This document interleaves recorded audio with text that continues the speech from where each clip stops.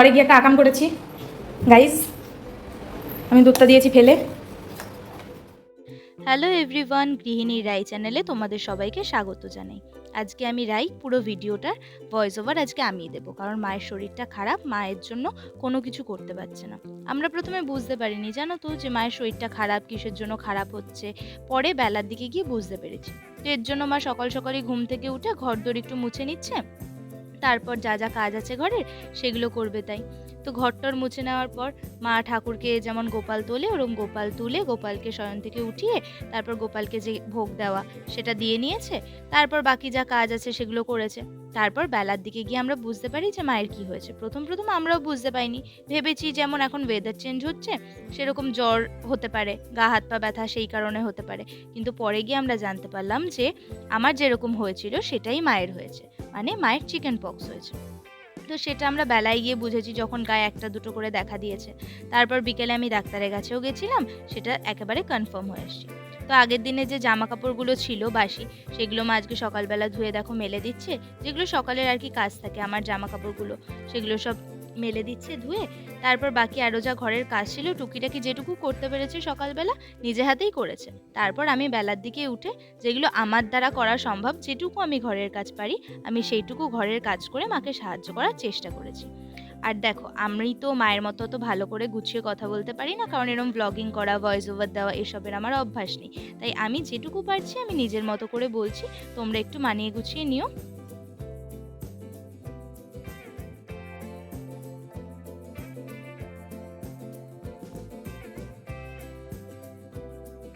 ও, তোমাদের তো একটা কথা বলাই হয়নি, আজকে শনিবার সকাল 9টা থেকে মা ভিডিওটা চালু করেছে। দেখো, আগের দিনের যেই জামা কাপড়গুলো মা মেলে দিয়েছিল সেগুলো তো সব শুকিয়ে গেছে, সেগুলো সব গুছিয়ে নিচ্ছে। গুছিয়ে যেগুলো জায়গার জিনিস সেগুলো সব নিজের নিজের জায়গায় রেখে দেবে।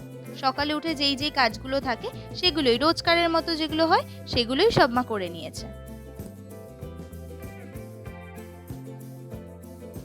দেখো, কিভাবে ভয়েস ওভার দিতে হয়, কি বলতে হয় না বলতে হয়, আমি সত্যি কথা বলতে কিছুই জানি না।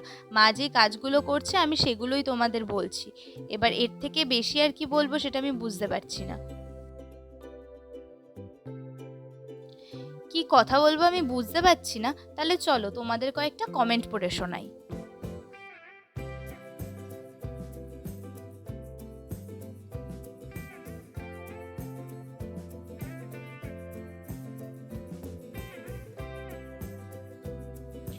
ঝালটক মিষ্টি কমেন্ট করেছেন, তোমার ভিডিওর কথাগুলো খুব সুন্দর লাগে, দারুণ হয়েছে। তারপর আরও কমেন্ট আমি যেরকম দেখতে পাচ্ছি, শুভ বৃষ্টি চ্যানেল থেকে কমেন্ট করা হয়েছে, দেখে নিলাম খুব সুন্দর হয়েছে, কিন্তু রায়ের কথা শুনে একটু মনটা সত্যি খারাপ হয়ে গেছে। তুমি রায়কে জ্যান্ত মাছ বা জাওলা মাছের পাতলা জিরে বাটা ঝোল দিতে পারো, আমাদের এখানে সেটাই দেওয়া হয়। কমেন্টগুলো পড়ে সত্যি খুব ভালো লাগলো, কারণ সেরকমভাবে আমি সময় পাই না, তো আমার এরকম কমেন্ট দেখা হয় না। তো আজকে সময় পেয়ে এই কমেন্টগুলো পড়ে সত্যি খুব ভালো লাগলো। তো পরের কমেন্টটা পড়ি, দেখি। উনি লিখেছেন ঘরে বাইরে উইথ সুদীপা। উনি বলেছেন খুব সুন্দর ভিডিও বন্ধু, খুব ভালো লাগলো, আর বলো না, আমি তো চুলের যত্ন নিতেই পারি না। তো কমেন্টটা পড়েও খুব সুন্দর লাগলো। নেক্সট লিখেছেন Anu daily shorts, fried rice chicken দুর্দান্ত দিদিভাই, লেগ পিসগুলো দেখলে খেতে দিলে না। কি বলতো, এটা তো অনেক আগের ব্লগ, মানে যেদিন আমার প্রথম চিকেন পক্স ধরা পড়েছিল সেদিনের ব্লগ। সেদিনই মা ফ্রাইড রাইস আর চিকেন বানিয়েছিল। সত্যি বলতে সেদিন আমরা নিজেরাও খেতে পারিনি। অনেকগুলো কমেন্ট এসেছে, কিন্তু একটা ভিডিওতে তো এতগুলো কমেন্ট পড়া সম্ভব না, তাই কয়েকটা পড়লাম। তো দেখো, এবার আমি কিছু জিনিস অর্ডার দিয়েছিলাম অনলাইন থেকে, তো সেগুলো চলে এসছে। তার মধ্যে ছিল দুটো ডাব, যেহেতু মায়ের শরীরটা খারাপ, তো এখন ঠান্ডা জিনিস খাওয়া খুব দরকার, তাই দুটো ডাব অর্ডার দিয়েছি। তার সাথে আমার খাওয়ার জন্য ম্যাগি, যেটা আমি সবথেকে খেতে ভালোবাসি, আর এই শরীর খারাপের মধ্যে যেটা আমি একদম খেতে পারিনি। তার সাথে আমি অর্ডার দিয়েছিলাম মৌরি, যেটা মৌরি ভেজানো জল এই টাইমে খেতে হয়, তো মৌরিটা শেষ হয়ে গেছিলো, সেটাই রিফিল করলাম। আর তার সাথে অর্ডার দিয়েছিলাম 1 লিটারের একটা দুধের প্যাকেট, কারণ এই টাইমে তো বেশি কিছু খাওয়া যায় না, দুধ ডাব এগুলোই খেতে পারবে, তো ওগুলোই অর্ডার দিয়েছিলাম। এবার দেখো অনলাইন থেকে ডাবগুলো সত্যি খুব ভালো এসে, তো একটা ডাবের মধ্যে দেখলাম ওপর থেকে একটু কেটেই দিয়েছে, তো ভাবলাম আজকে সেই ডাবটাই কেটে মাকে দিই। আমার তো কাজ বাজ করার সেরকম কোনো অভ্যাস নেই, তো আমি জানিও না কোন কাজটা কিভাবে করলে সুবিধা হবে বা কোন কাজটা কিভাবে করলে ভালো হবে, কারণ এইসব কাজ বাজ আমি করিনি কখনো। আর মায়ের এরকম শরীর খারাপ সাধারণত হয় না, তো আমার কাজ করার প্রয়োজন পড়ে না, মাই সব কিছু ঘরের করে, তোমরা দেখেছো। তো আমি নিজের মতো করে করার চেষ্টা করছিলাম। মাকে যেহেতু ডাবটা দিতে হবে, কারণ মায়ের প্রচণ্ড পরিমাণে গা হাত পা ব্যথা, বিছানা থেকে আর উঠতে পারছে না, শরীর খুব খারাপ করছে, তো আমি চেষ্টা করেছি নিজের মতো করে সব কিছু করার। চলো তাহলে এই ডাবটা কেটে এবার মাকে দিয়ে আসি, মা ডাবটা খাক ততক্ষণে, তারপর আমি মা যেটা খাবে দুপুরবেলাতে তো সেটার ব্যবস্থা করব। তো বেশি কিছু তো আমি রান্নাবান্না করতে পারি না, কারণ রান্নাঘরে আসার সেরকমভাবে আমার অভ্যাস নেই, আর কোনোদিনও সেই সুযোগটাও হয়নি। তো এমনি টুকটাক খাবার দাবার আমি বানাতে পারি শখে, কিন্তু সেগুলো তো শরীর খারাপের সময় খাওয়া যায় না, যেগুলো আর কি দরকারি রোজকার হালকা পাতলা খাবার জিনিস, সেগুলো আমি বানাতে একদমই পারি না।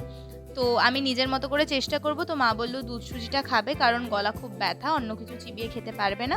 তো আমি দুধ সুজিটাই বানাবো, কিন্তু বানাতে গিয়ে আরও কী কী করেছি সেটা তোমরা এই ভিডিওতেই দেখতে পারবে। তো চলো আস্তে আস্তে আমি আমার কাজগুলো করতে থাকি, আর তোমরাও ভিডিওটা দেখতে থাকো। তো এখন আমি যাচ্ছি ডাবটা কেটে মাকে ডাবটা দিয়ে আসতে। তো চলো মায়ের সাথেও তোমাদের একবার দেখা করিয়ে দিই। অসুস্থ মানুষ, শরীরটা খুবই খারাপ, তাই শুয়ে রয়েছে। যে চোখ মুখ দেখেই তোমরা বুঝতে পারছো যে শরীরটা কত পরিমাণে খারাপ হয়েছে। কিছুক্ষণের মধ্যে মানে কয়েক ঘন্টার মধ্যে শরীরটা এত খারাপ হয়ে গেছে, আর চোখ মুখ দেখো একদম বসে গেছে, তোমরা দেখলেই বুঝতে পারবে। এরপর আমি চলে এসেছি রান্নাঘরে, মা যেটা দুপুরবেলা খাবে সেটা বানাতে, সেটা হচ্ছে কি দুধ সুজি। তো দেখো দুধ সুজি না, আমি এখানে বসিয়েছি ভাত। আমি ভয়েস ওভার দিই না, তো আমি সব কিছু ঘেটে করে ফেলেছি। এখানে আমি ভাত বসিয়েছি, ওই যে দেখছো যেটা সসপ্যানটার মধ্যে আমি দুধ সুজি করেছিলাম, আর এখানে যে ডেকচিটার মধ্যে আমি ভাত বসিয়েছি। ঠিক আছে, আমার সব কিছু এই দেখো ভাতে এখন আমি জল দিচ্ছি, আমার সব কিছু গুলিয়ে গেছে, কোনটার পর কোনটা করেছি আমার কিচ্ছু মাথায় নেই, সব আমি ভুলে গেছি।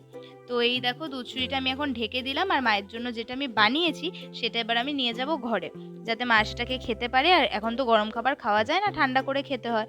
তো মায়ের জন্য সেটা আমি নিয়ে গেলাম ঘরে। আর দেখো চুল টুলের কি অবস্থা, আর এমনিতেই তো যা গরম পড়েছে জানোই তো। তো গরমের জন্য আমি চুলটা ঠিক করে আটকে দিচ্ছি, কারণ গায়ে লাগলে চিরবির চিরবির করছে, ঘাম হচ্ছে, তো ওর জন্য আমি চুলটা ভালো করে আটকে দিচ্ছি।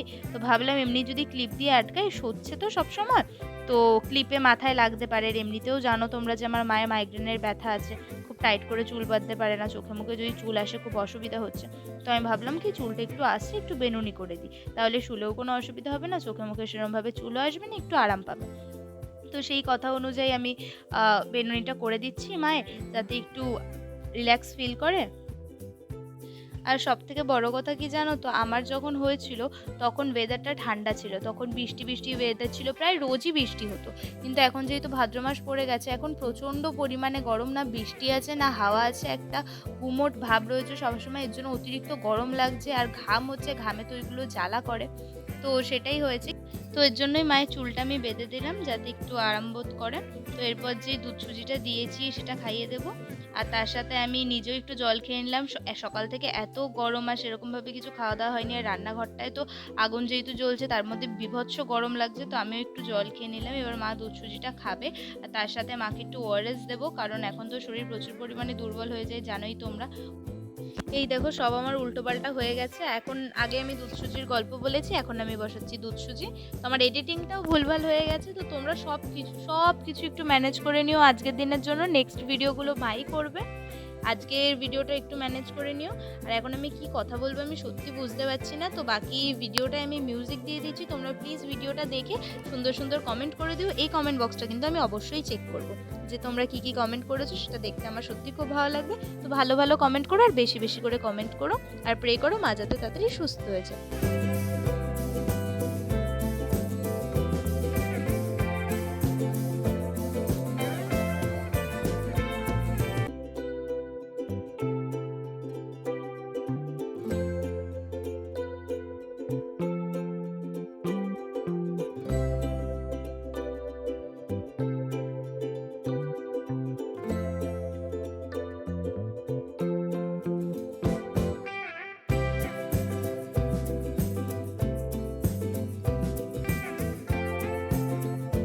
এই যে আমি ঘরে গিয়ে একটা আকাম করেছি গাইস, আমি দুধটা দিয়েছি ফেলে,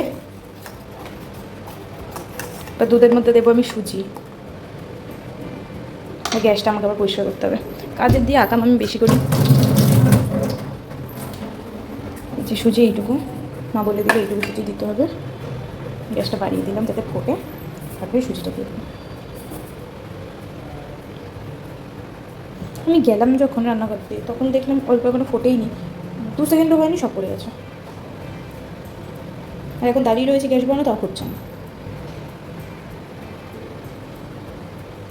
কতক্ষণ টকবক করে ওঠে। ঠিক আছে, এটা উঠতে উঠতে আমি এটা একটু জায়গায় রেখে দিই। এটা এখানে ছিল, এখনও ফুটেনি। গ্যাসই বন্ধ হয়ে গেছে, আমি ভাবছি ফুটছে না কেন। ওটা করে গ্যাসই বন্ধ হয়ে গেছে, আমি গ্যাস বাড়িয়ে রেখেছি। আমি এত কাজের কী করি? আরে গ্যাসের গন্ধের কিছু নেই, কিছু হচ্ছে না। আবার গ্যাসের গন্ধ বেরোচ্ছে, সত্যি আমি পাচ্ছি না।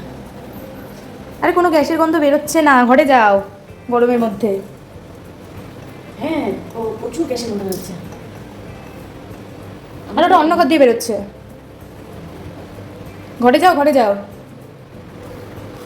যাও যাও ঘরে যাও। কতখানি একটুখানি ফেলেছে। এই যে আমাদের পেশেন্ট উঠে এসছো কেন? গ্যাসের গন্ধ বেরোচ্ছে। গাইস একটু হাই করে দাও, জ্বর মেরে আমার শরীরটা ভালো। হাই করো গাইসকে। পুরো 1920 ভূতের মতো লাগছে। এই যে এটা ফুটেছে, একটু কমিয়ে দিলাম গ্যাসটা। আমি দেবো সুজি।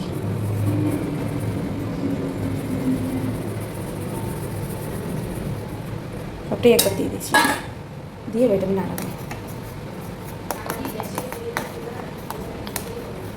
কারো বাড়ি খোলা না, তোমার নিজের বাড়ির মেয়ে খুব কাজের না, তাই বেরোচ্ছে। এখন বললে বলবে রান্না করে আসতে হবে না, আমি করে নেবো। হ্যাঁ না কেন হয়ে গেছে। এমা সুজিটা আমি পরিষ্কার করে দিই, কতটা লেগে আছে সুজি। এটা জল ছিল মনে হয়, জলের জন্য এরকম হচ্ছে। হাতটা ধুয়ে নিই।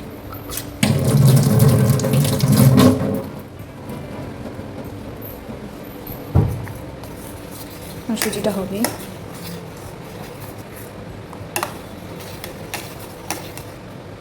তো সময় নেই, গ্যাস কমিয়ে করা, লো টু মিডিয়ামে দিয়ে দিলাম, করে নেবে।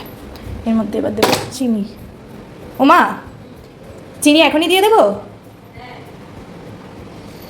তো চিনি, এই যে চিনি টিপ্পা। এবার